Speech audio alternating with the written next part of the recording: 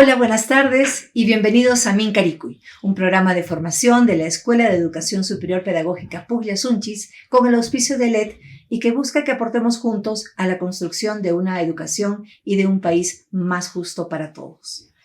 Hoy continuamos con el ciclo que hemos llamado Prácticas Culturales en Resistencia y el tema de hoy es además un tema que nos interesa mucho desde siempre. Le hemos llamado "Y si aprendiéramos a sanar en la escuela", y tenemos la suerte de poder contar con Alberto Manqueriapa. Él es sanador, maestro, machiguenga, huachipaire, que acaba de ser, recientemente en el 2022, en el marco de la Feria Internacional del Libro de Cusco, recibió la condecoración de Personalidad Meritoria de la Cultura del Perú. Sin duda una condecoración merecida, y lo tenemos aquí presencialmente en esta versión presencial que, es la segunda versión.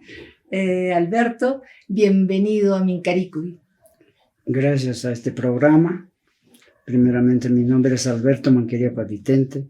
Vengo de una comunidad amazónica que queda en el Perú, que queda en el distrito de Cosnipata, provincia de Pocartambo, región Cusco.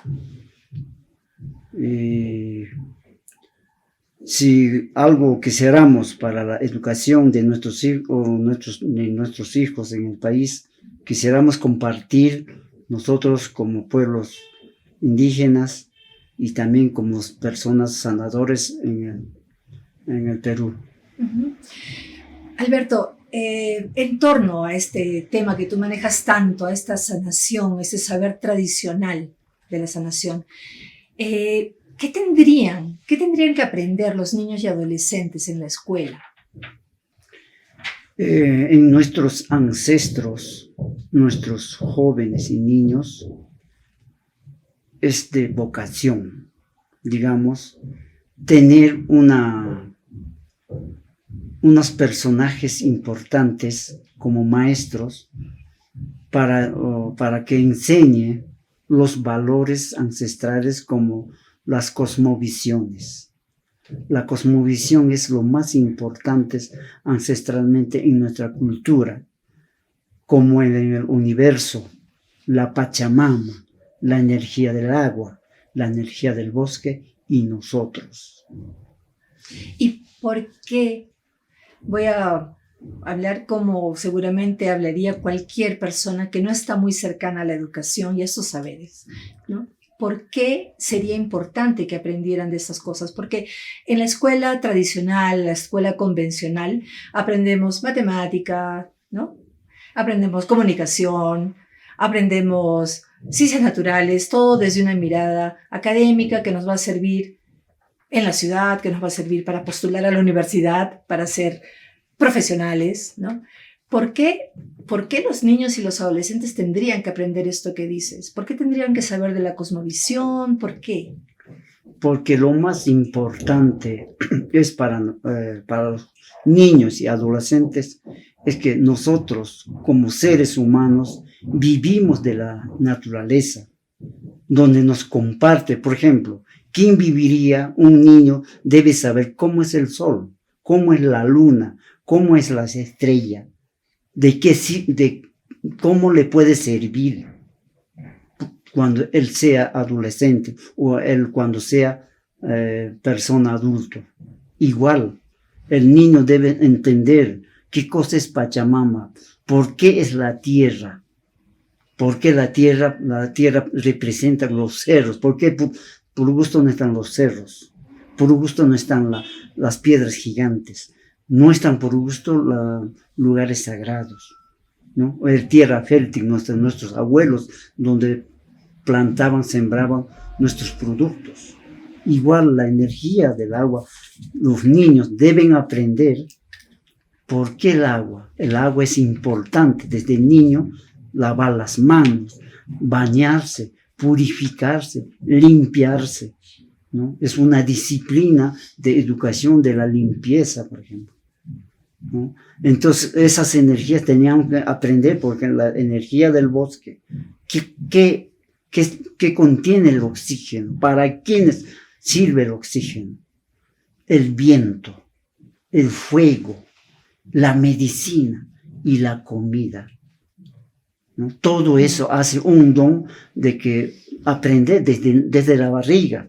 Por ejemplo, a mí, cuando mi mamá me tuvo, cuando yo nací, cuando uso de la razón, yo sabía qué cosa era el sol, qué cosa era la Pachamama, qué cosa es el agua, qué cosa es la naturaleza. Entonces, desde ese tener un principio de utilizar esas energías importantes, como usted dice, de la disciplina de la matemática, la literatura o álgebra, porque tienes que dividir los aguas cuando uno aprende ciertos conocimientos. Por ejemplo, los nativos o las personas no han sido estudiados, eran iletrados, pero conocían muy bien, perfectamente, cómo aislar de las cosas inconvenientes de la naturaleza.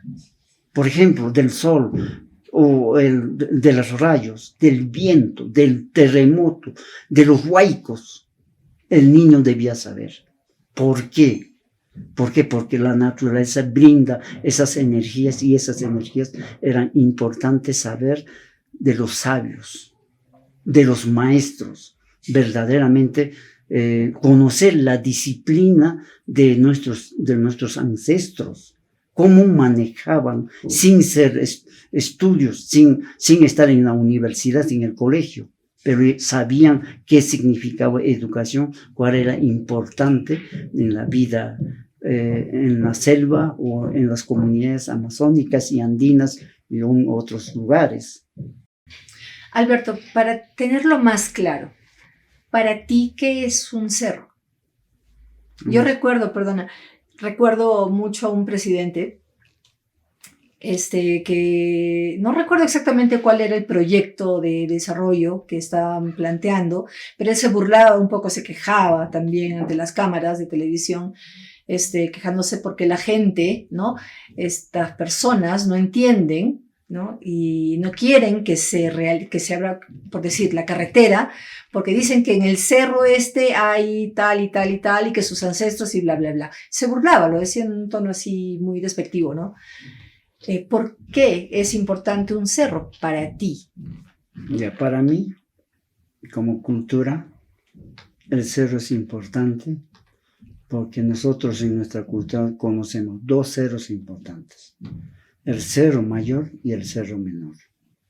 El cerro mayor es importante para toda la vida en el planeta, ¿ya? Que cuida a todos seres vivos, desde todo a rincón.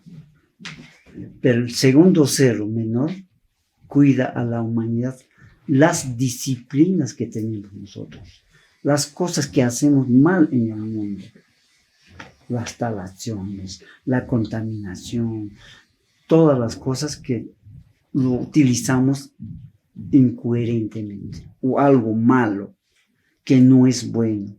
Entonces, si nosotros faltamos al respeto a esos cerros, estamos cubriendo algo malo contra nuestras conexiones. Si alguna cosa, desgracia, pasa, dice: ¡ay, Dios mío! Estás haciendo, ya sabiendo lo has hecho. Si no sabieras, no harías.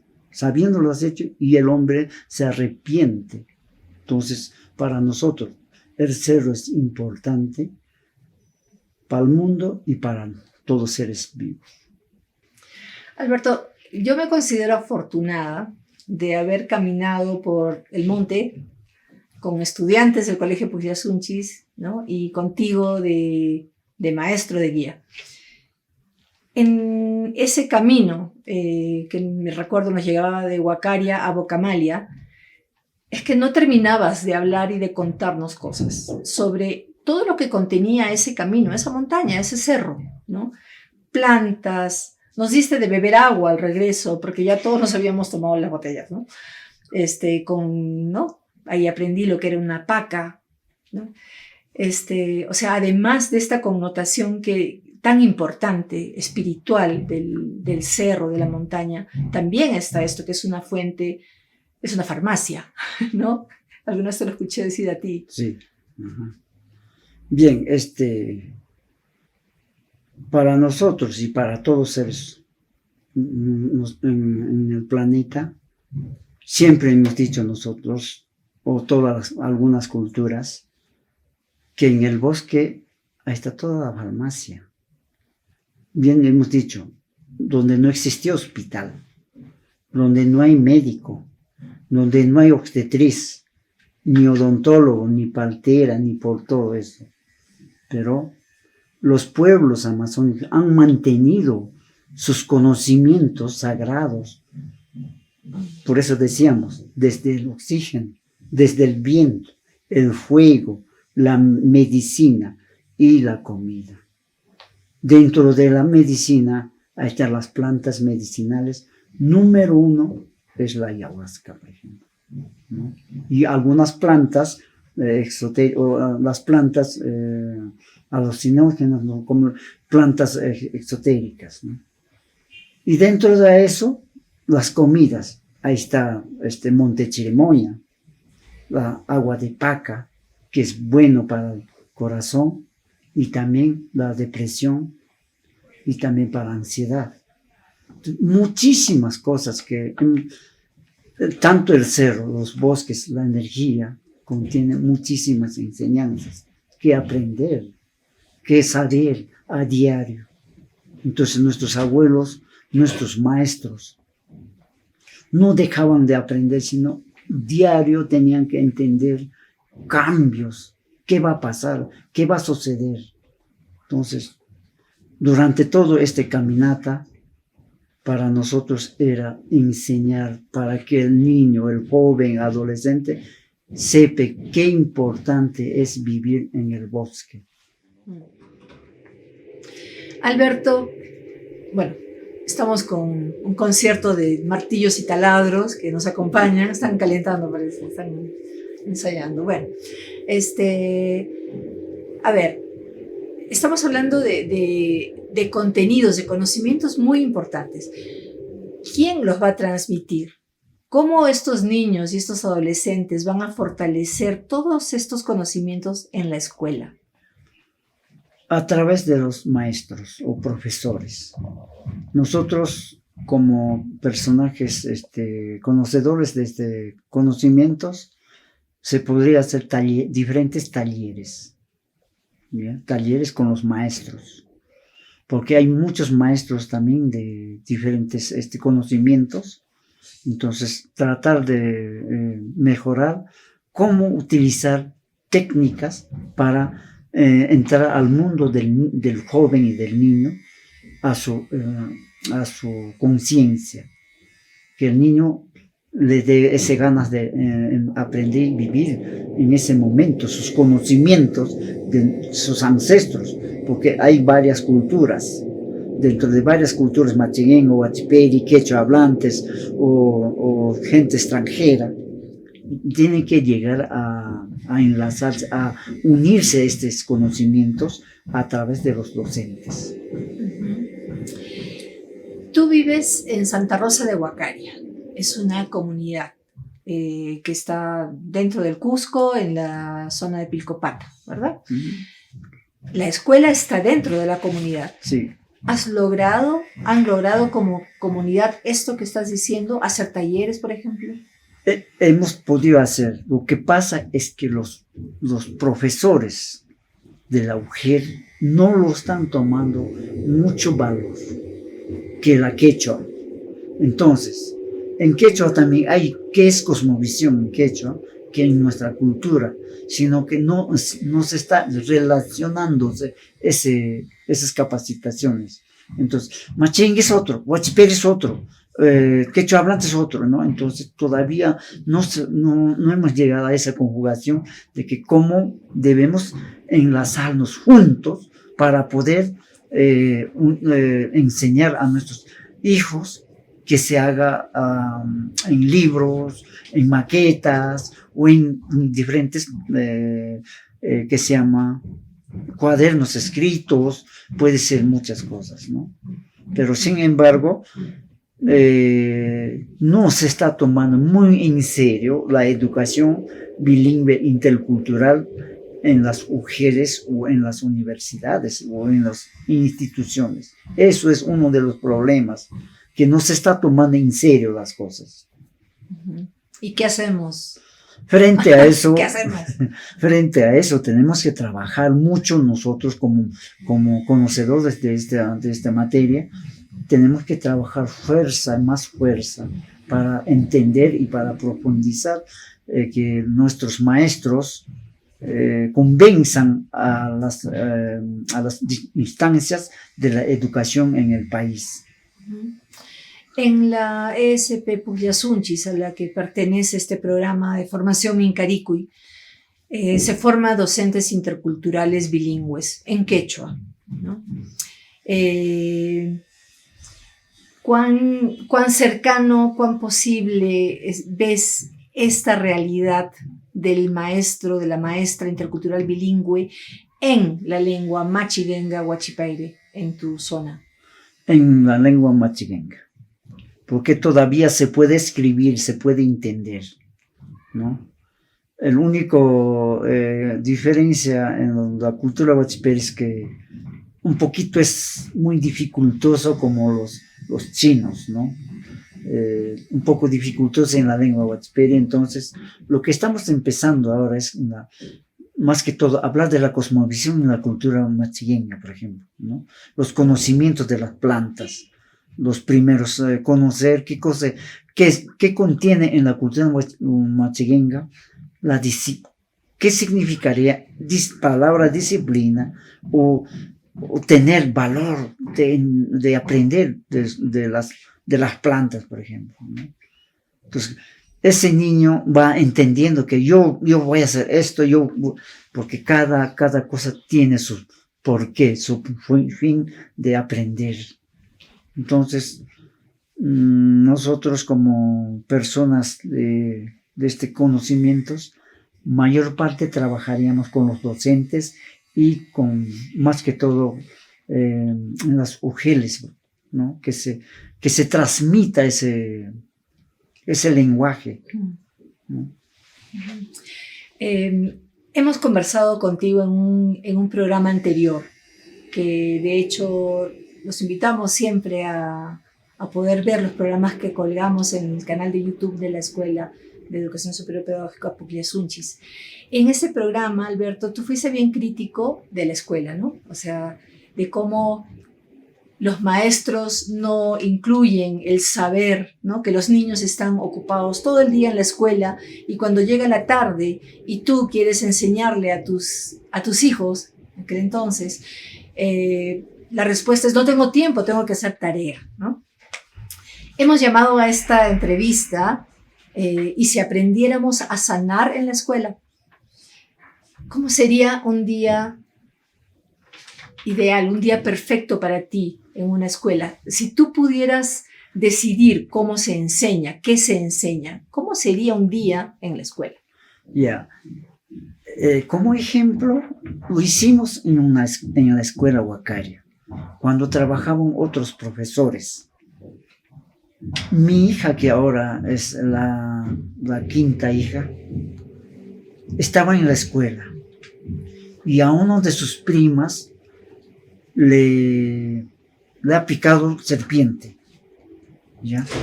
Serpiente le picó y mi hija le dice a su prima: no llores, mi papá sabe dar ¿qué se llama? Macerado de etininga a los que pican avispa, araña. Yo la había llevado. Y le había dado de tomar, no se toma, sino se pone a la herida o a la parte afectada. Se tomó la niña. Le calmó, sí, el dolor. Y le llevaron al centro de salud. No tenía nada ya, el niño. Entonces, sabiéndote de eso, lo que me estás diciendo, es cierto. Hay niños más atentos a esto. Hoy en día, yo he visto, en mi propia comunidad no hay esos personajes atentos, pero ahora, hace poco, yo he hecho una pequeña charla sobre la cosmovisión del universo. Las más niñas están entusiasmadas de aprender. Entonces, solamente yo lo que le diría, no mucho darle una tarea de decirle, tienes que resolver matemática, literatura, tal cosa, también que nos dé un espacio de reunirnos con nuestros hijos, con nuestros nietos, con nuestros hijos de la comunidad, para dialogar, para conversar, para sentarnos, y el niño lo que le puede contar, cómo le ha contado su mamá, su tío, su abuelo, ¿no?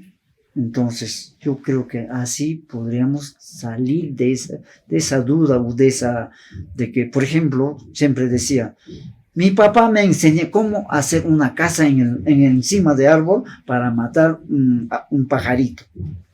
Mi papá me ha enseñado a plantar un maní o una planta de yuca. Entonces estábamos perdiendo, estábamos distanciando. Entonces solamente abócate fútbol, vóley, esto. Entonces ya no conocían las chacras, ya no conocen las plantas, ya no conocen qué cosa es etininga, qué cosa es ir a comer un fruto del bosque. Se había perdido un tiempo por la religión, por diferentes religiones, no solamente la católica. No critico eso, pero de todas maneras pongo ejemplo. No comas este aguayo, te va a castigar el Dios. No cantes este canto, te va a castigar el Dios. Entonces, ¿dónde voy a vivir yo entonces? ¿En qué parte del mundo donde el Dios nunca me castigue? Esas cositas yo quisiera se implante de que la religión ancestral andina y amazónica o en otras partes del lugar para liberar a nuestros niños, que no es malo aprender de las medicinas y de los conocimientos ancestrales.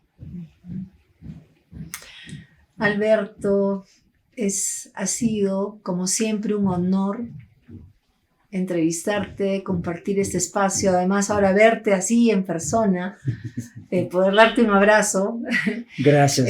Muchas gracias por haber compartido tu tiempo, sabemos lo ocupado que estás, sabemos que estás viniendo a Cusco también a hacer tratamientos, sí. Sabemos que estás heredando muchos de tus saberes a tu sobrina, Cintia Manqueriapa también. Gracias por habernos dado este tiempo, en verdad, sabemos lo valioso que es. Gracias, Milagros, gracias a los demás. Porque el mundo de la naturaleza, siempre yo hablo, la naturaleza siempre me dice diario cómo debo enseñar, cómo debo compartir, cómo debo vivir con todas las personas que quieren aprender. Aprender no es malo. Mis tíos me decían, el cabello de tu frente nomás has aprendido, pero de atrás no has aprendido nada. Entonces nos decía, nos falta. Por eso algunos científicos dicen, no ocupa lugar de tus pensamientos, que sigue todavía aprendiendo. Hasta el día que yo voy a existir en esta tierra, voy a seguir aprendiendo y voy a seguir sabiendo. Y como ya conozco todo el mundo, cómo es el uso y manejo de nuestras cosmovisiones, me estoy llenando también de ustedes. Gracias. Muchas gracias, Alberto. Y bien, llegamos al final de este Mincaricui, recordándoles que todos nuestros programas son luego convertidos en un resumen radial de 10 minutos que emitimos a través de 2 emisoras regionales de gran alcance. Una es Radio Quillabamba y la otra es Radio Inti Raymi, pensando siempre en aquellas personas que no tienen mucho acceso al internet o que no tienen mucho tiempo de ver la entrevista completa. También pueden encontrar nuestros programas siempre colgados en nuestro canal de YouTube, que está a nombre de EESP Pugliasunchis, o en nuestra página de Facebook, que es seguramente por donde ustedes han ingresado a esta entrevista. La próxima semana, el próximo viernes, vamos a cerrar este ciclo que hemos llamado prácticas culturales en resistencia, y lo vamos a cerrar con una invitada muy especial. Ella es Valeria Villafuerte, es antropóloga y danzante, y va a tocar el tema que hemos llamado ¿por qué mantenemos vivas nuestras fiestas? Así que va a ser un lindo encuentro, están todos invitados como siempre. Gracias por habernos acompañado hoy y hasta el próximo viernes a las 5 de la tarde. Chao.